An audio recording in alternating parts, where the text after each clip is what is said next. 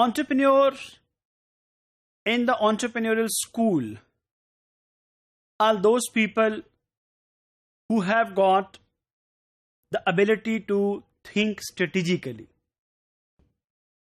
I hope that you still remember the meaning of word strategic. Mean something which is very important, something which is critical, and something which is for the long run. And in the strategic thinking, you see that there are three things: importance, criticality, and for the long run. It means that something which is strategic, it involves one's ability to look into the future, to forecast the future, to predict the future. Because today has happened and past is already gone. You are to actually prepare today for tomorrow.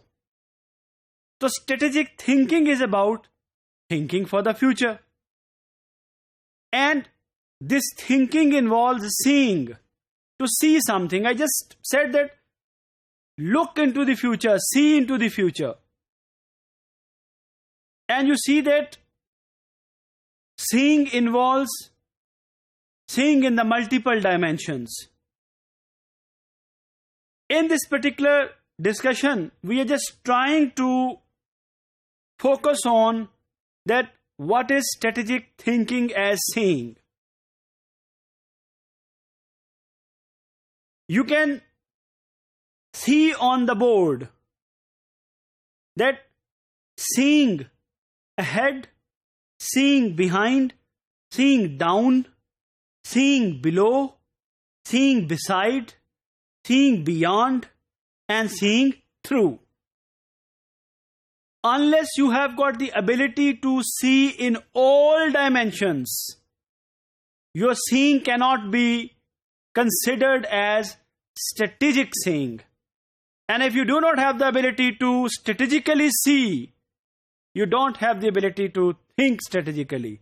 If it is missing, you can't be a visionary leader. And if you are not a visionary leader, remember, you cannot be an entrepreneur.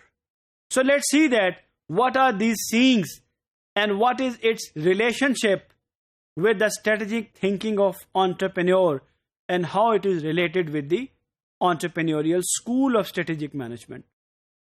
I just mentioned earlier that what distinguishes entrepreneurial school of strategic management from the design school of strategic management is the focus on the individual with vision who actually leads the organization.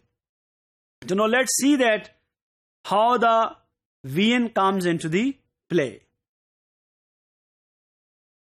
Seeing ahead.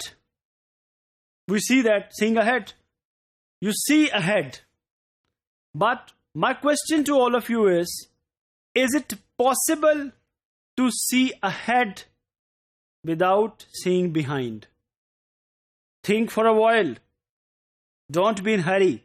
This is a very critical point. See that when you are to see ahead, you are doing it from somewhere. And the where you are standing right now, you have come from somewhere.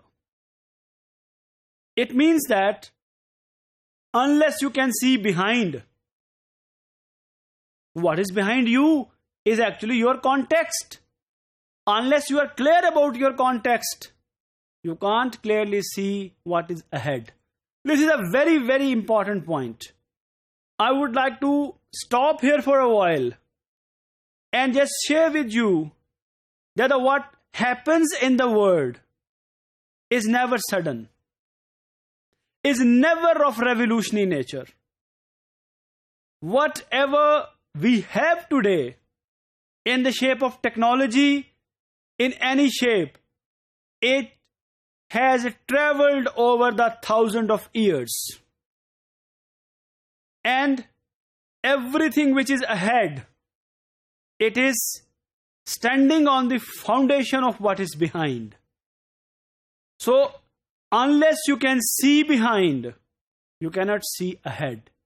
So, thinking strategically involves right prediction about the future. So, right prediction about the future will only come if you have the ability to see holistically. So, not only seeing ahead, but also seeing behind. You can see on the screen a road, and the one direction is road ahead and behind. This is a beautiful example. Whenever you are on the road, you are driving something, you are riding something, you are to see ahead to continue your journey. But always remember, the whatever is ahead, it is getting generated from behind. Then, for strategic thinking, only seeing ahead or behind not sufficient. You should also have the ability to see down. I did not say see below. I said see down.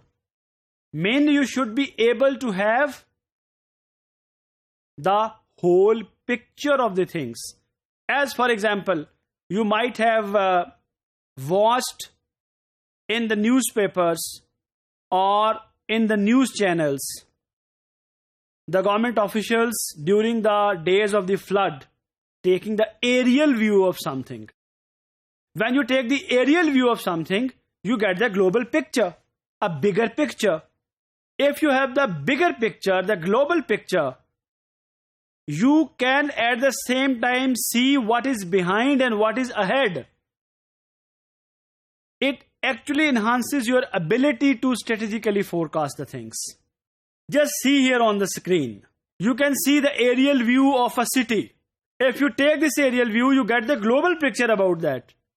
And this global picture can help you well understand for what you are going to predict for the future. Broad view or the big picture is there.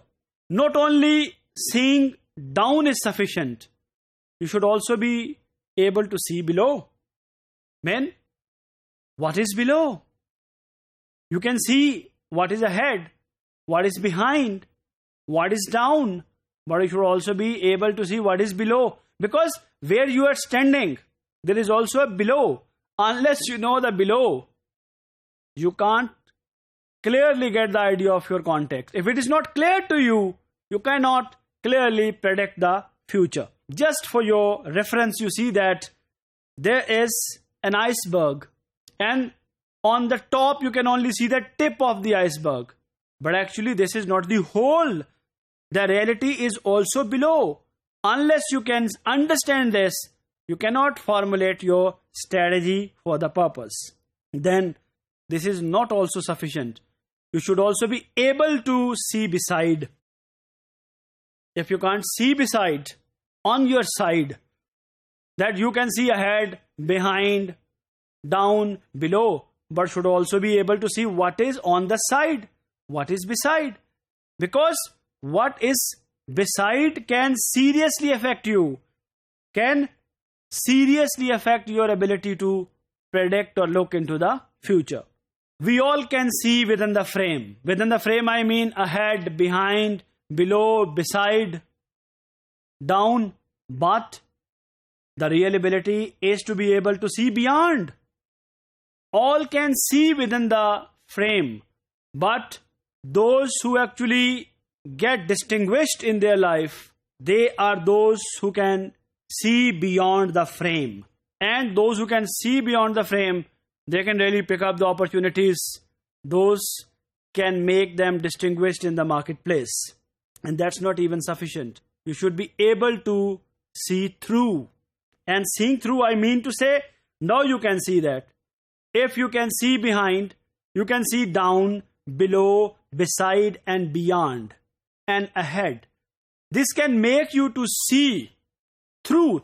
To see through, scholars mean that really look beyond the wall.